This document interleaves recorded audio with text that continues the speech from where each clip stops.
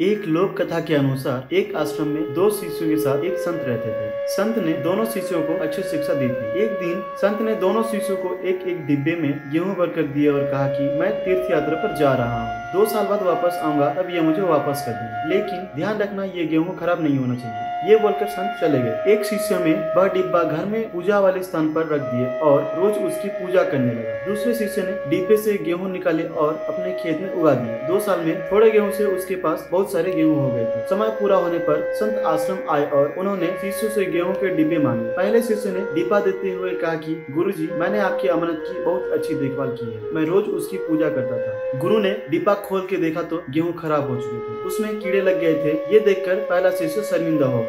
दूसरा शिष्य एक थैला लेकर आया और संत के सामने रखकर बोला, गुरुजी, ये रही आपकी अमानत। गेहूं से भरा थैला देखकर बहुत संत प्रसन्न हुए। उन्होंने कहा कि पुत्र, तुम मेरी परीक्षा में उत्तीर्ण हो गए हो। मैंने तुम्हें जो भी ज्ञान दिया है, तुमने उसे अपने जीवन में उतार लिया है और मेरे दिए हुए ज्ञान का सही उपयोग किया है। इसी वजह से तुम्हें गेहूं को संभालने में सफलता मिल गई है। जब तक हम अपने ज्ञान को डिब्बे में बंद गेहूं की तरह रखेंगे, तब तक उससे कोई लाभ नहीं मिलेगा। ज्ञान को अपने आचरण में उतारना चाहिए, दूसरों के साथ बांटना चाहिए, तभी ज्ञान लगातार बढ़ता है और उसका लाभ मिलता है। इस कथा की सीख यही है कि हमें अपने ज्ञान को डिब्बे में बंद करके नहीं रखना चाहिए, इसे बढ़ाने की कोशिश करते रहना चाहिए।